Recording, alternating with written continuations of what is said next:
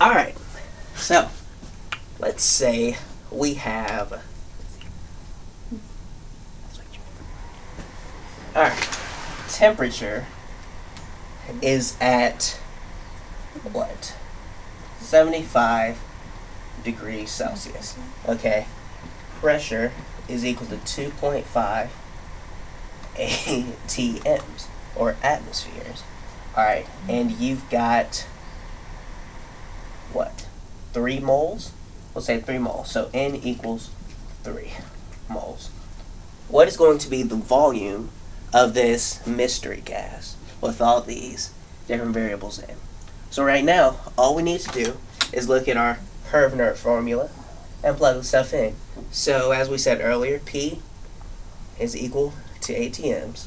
Alright, so 2.5 ATMs. And remember to kind of keep your measurements in there, because that's going to help you. If you have the right measurements in the end, then you know you did something right. Alright, times V is equal to, N comes down here, 3 moles times this R, which is going to stay the same because it's constant, 0.0821 liters times ATMs over moles times Kelvin times the temperature. Oops, watch out now. Remember, when we're doing the Hervner formula, we always need to convert it to Kelvin. Maybe I didn't say that. Always convert it to Kelvin, because otherwise it doesn't work.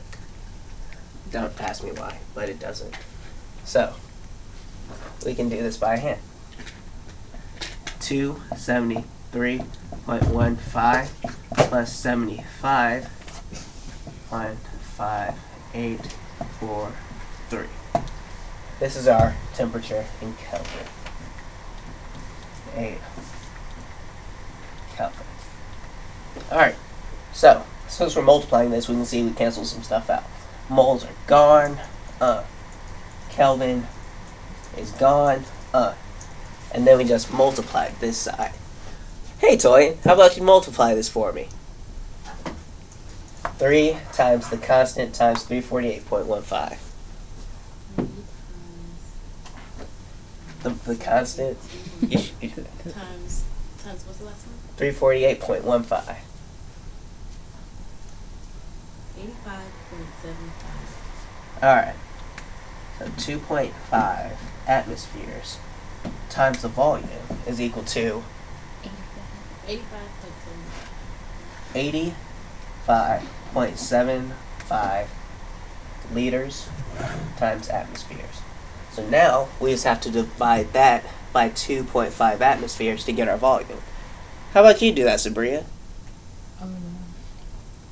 I have no calculator. You have a computer. What are you talking about? You don't have a calculator. Yeah. Am I just dividing that by 2.5? Yes. It is 34.3. Say it, Sabria. 34.3. What's the answer, Sabria?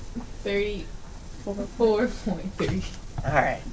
Volume is equal to 34.3. Cross out the atmospheres. Liters. And bam, balam. There you go. That's your volume. Teacher. What's up? Can you do an example where you have the temperature not the temperature, you have the pressure in torrs, since you told us what torrs are? Hey, that's a great idea. And what if you're given like grams and not moles? Tough nuggets, because we didn't learn that way. But actually, I won't do an example of that. But if you're given grams and not moles, you need to learn a little bit more. But what you're going to need to do is get the molar mass of your compound and convert it into moles based on that molar mass. That's another reason why we convert to moles, because you can convert between the mass and the actual moles of your compound. So. Okay, teacher. Alright. So formula PV equals nRT. Okay. So torrs. Alright. So pressure equals, let's say, 540 torrs. Alright. Number of moles will give you 5. Alright. We'll give you the volume this time.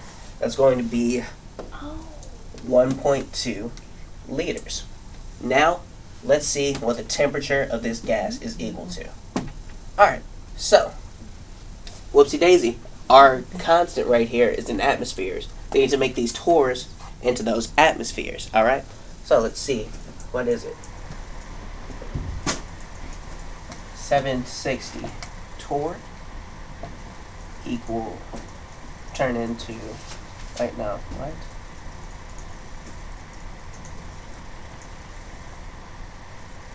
X atmospheres equals 540 torrs. Okay, so we know that 1 ATM equals 760 torrs. Okay, so if we divide by 760, this turns into 5 by 760 torrs. Actually, no, that doesn't make very much sense. What we're going to need to do is just divide by 760 torrs, basically, okay? Trust me. I can't prove it, but trust me. Alright, divide by 760. What's that, Toyin? 540 divided by 760.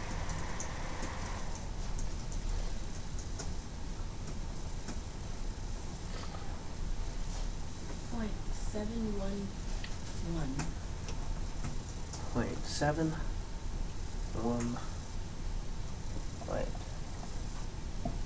ATMs equals 0.711. Alright, so yeah, this is our pressure, 0.711.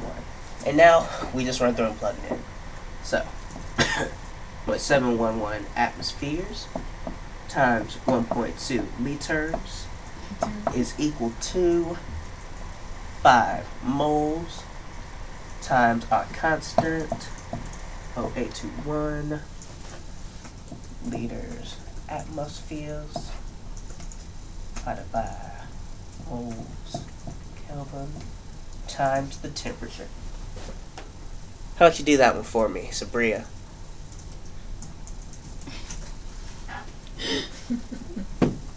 Point 711 times 1.2. 1.2.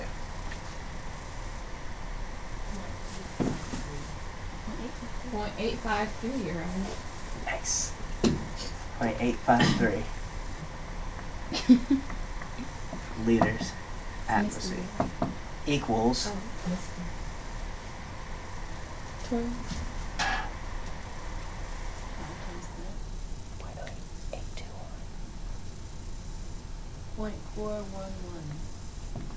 0.411. Thank you, Toya.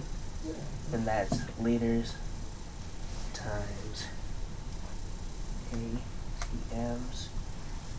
Oops, cross those out. Per Kelvin. Times the temperature. So now we just isolate the temperature, and that'll be it. How about you give me the answer, Norquata? Okay.